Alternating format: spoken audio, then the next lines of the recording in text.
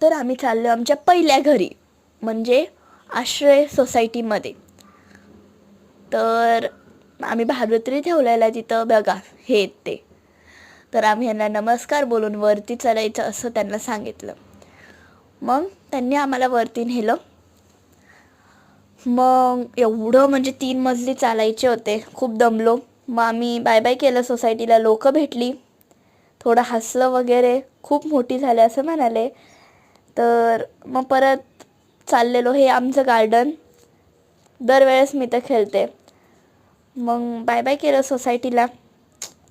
नंतर एक काका भेटले, खूप खूप खूप हसवलं, खूप मज्जा केली.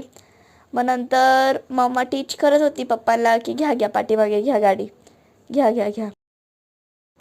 मग आम्ही गाडीत बसायची तयारी केली.